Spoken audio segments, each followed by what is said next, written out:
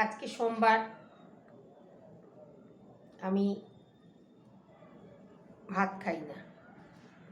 দিনের বেলা একটু মিষ্টি ফল টল খেয়ে থাকি, আর রাত্রিবেলা থেকে একটু ডালিয়া করে খাই।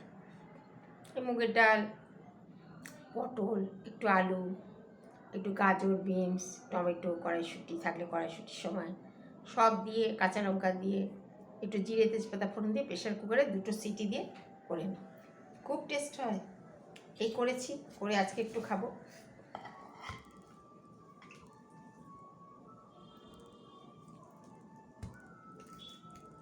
শক্ত হয়ে গেছে, দিনের বেলা করে রেখেছি তো।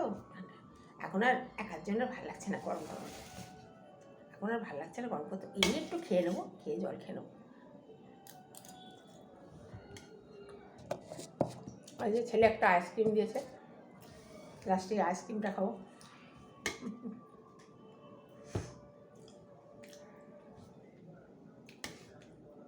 আমার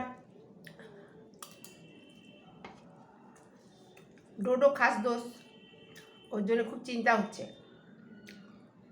ঠিক মতো খাচ্ছে না, মন খারাপ। বাবা নেই তো, বাবা বাড়িতে নেই তো।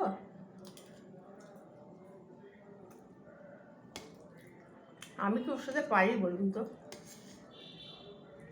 খেলোই না, এক টুকরো মাংস খেলো, ব্যাস হয়ে গেল খা। ডাক্তারকে ফোন করলাম, ওষুধ ওর সব ঘরেই আছে,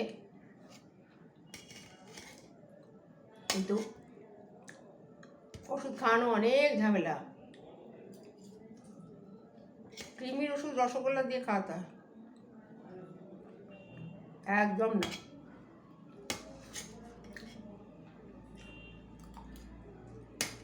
খেয়ে জল খাবো, রাত্রি কেটে যাবে।